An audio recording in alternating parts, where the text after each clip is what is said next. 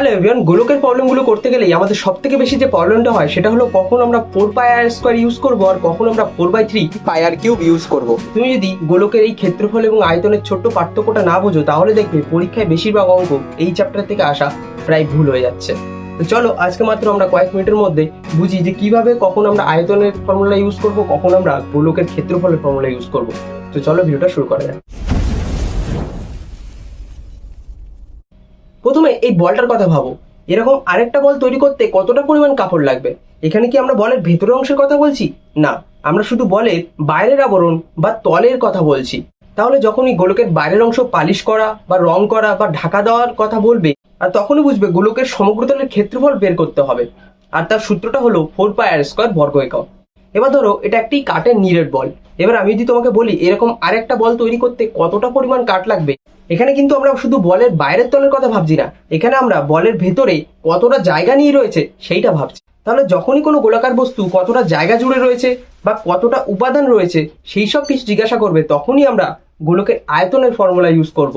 তার সূত্রটা কি? 4/3πr³। ঠিক আছে, তাহলে গোলকের ক্ষেত্রফলের ফর্মুলা আমরা আগের দিন জেনেছিলাম কিভাবে বার করতে হয়। তাহলে ক্ষেত্রফল সেটা হচ্ছে তোমার 4πr² বর্গ একক, ক্ষেত্রফল তাই বর্গ একক। আর এটাতে হয়ে যাবে আয়তনে কি হবে? আয়তন 4/3, এখানে কিন্তু ঘন একক হয়ে যাবে যেহেতু r³ মানে যদি একক ইন্টু একক ইন্টু একক, তার মানে কি এককের কিউব, তাই ঘন একক। এখানে যেমন স্কোয়ার, তার মানে স্কোয়ার মানে কি এককের স্কোয়ার, তার মানে বর্গ একক। সেরকমই ভাবে এইসব কিছু মুখস্থ করার দরকার নেই, জাস্ট লজিক্যালি জিনিসটাকে ভাববে যে কেন আমরা 4/πr² ইউজ করবো আর কেন আমরা 4/3πr³ ইউজ করবো।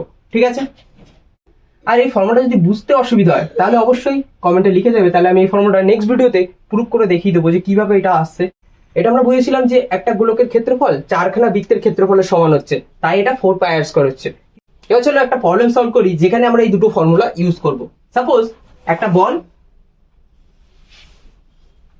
এই বলটার ব্যাসার্ধ বলে দিয়েছে আমার 7 সেমি।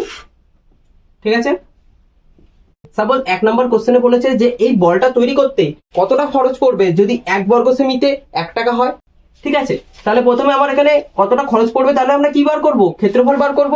ক্ষেত্রফলের ফর্মুলা কি হয়? 4πr²।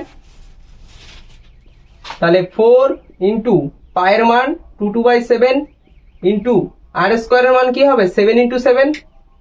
ঠিক, তাহলে এখান থেকে আমার 7 কেটে গেল, আর এইদিকে এটা গুণ করে কত হচ্ছে? 4 ইন্টু 22 মানে হচ্ছে 88, 88 ইন্টু 7 মানে হচ্ছে 616 বর্গ সেমি।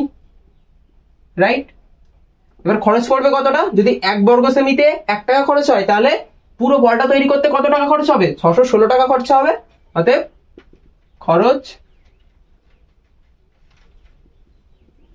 হবে কতটা? 616 টাকা। ঠিক আছে, এবার নেক্সট কোশ্চেনে বলেছে আমাদের এই বলটা যদি কাঠের বল হয় তাহলে এই বলটা তৈরিতে কতটা পরিমাণ কাঠ লাগবে। ঠিক আছে, এখানে যেহেতু কতটা পরিমাণ চেয়েছে তার মানে এখানে আমার কি আয়তন বার করতে হবে। রাইট, কাঠ লাগবে, একদম ডিরেক্ট লিখছি এখানে, কাঠ লাগবে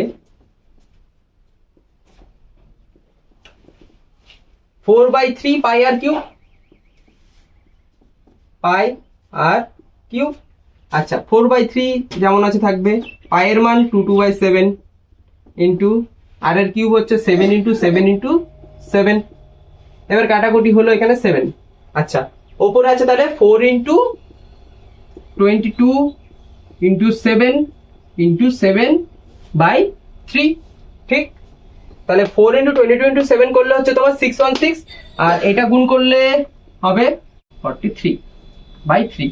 এবার এটাকে জাস্ট পয়েন্টে অ্যান্সার বার করলে এর অ্যান্সার বেরিয়ে যাবে যে কত ঘন সেমি। ঠিক আছে, সেটা আমরা আর বার করছি না, আশা করি পারবে সেটা। তাহলে এই আয়তন আর ক্ষেত্রফল মনে রাখার সহজ উপায় কি? যখনই আমাকে কোশ্চেনে কত বর্গ একক বা যেমন বর্গ সেমি বা বলে দেবে রং করতে কতটা খরচ হচ্ছে, তখনই বুঝবে সেটা ক্ষেত্রফল বার করতে হবে। আর যখনই আমাদের বলে দেবে কত ঘন একক যেমন ঘন সেমি বা ওই বলটার ওজন কত বা কতটা উপাদান আছে, তখনই বুঝবে সেটা আয়তন বার করতে হবে। তাহলে মনে রাখবে ক্ষেত্রফল মানে হচ্ছে গোলকের বাইরের আবরণ আর আয়তন মানে হচ্ছে গোলকের ভেতরের অংশ। ঠিক আছে, আর তোমাদের জন্য আজকের চ্যালেঞ্জ হলো লোহার একটি ফাঁপা গোলক যদি জলে ডুবিয়ে দেওয়া হয় তবে কতটা জল অপসারিত হবে। এর জন্য কি আমাকে ক্ষেত্রফল বার করতে হবে নাকি আয়তন?